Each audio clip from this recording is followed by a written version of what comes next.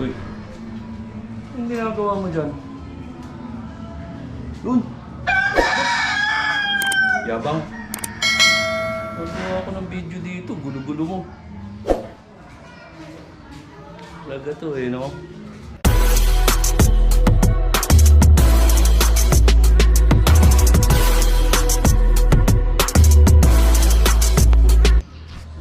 What is up mga friendster? It's me, Mel Barsi here at muling nagbabalik. So ayun na nga guys, no? So dahil hindi tayo nakapag-upload ng video dahil tapos lang naman ng isip. Sasha!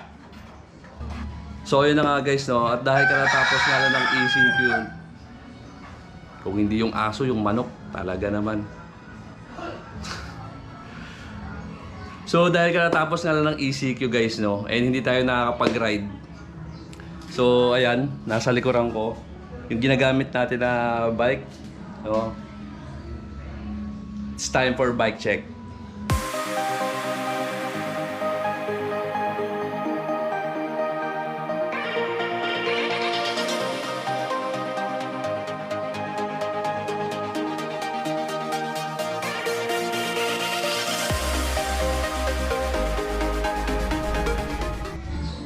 So ayan ang ating M520 Quest, no, from Trinks.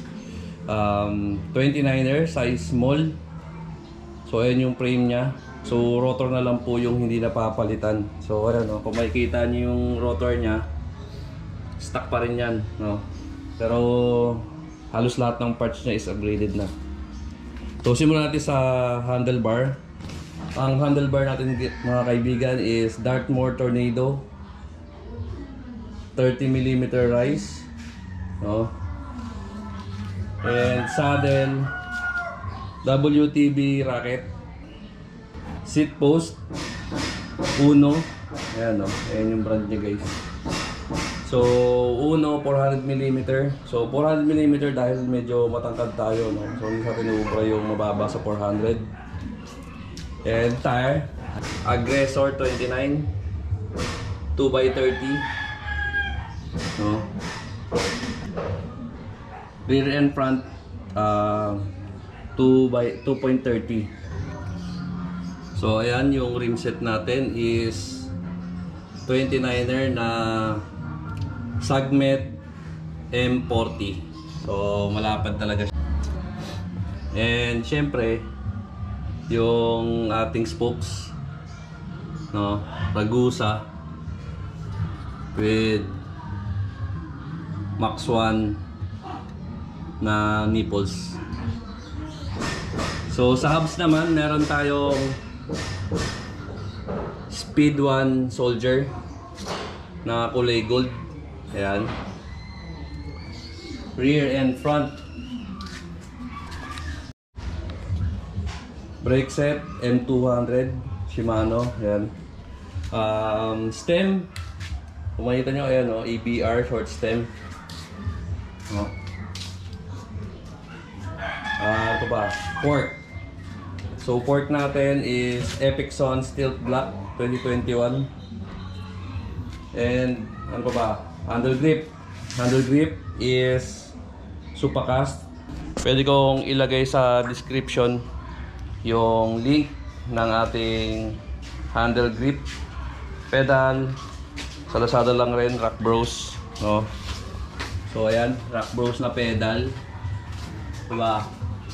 And syempre, bago ko makalimutan, ayan, no, yung mudguard natin. Cute, diba?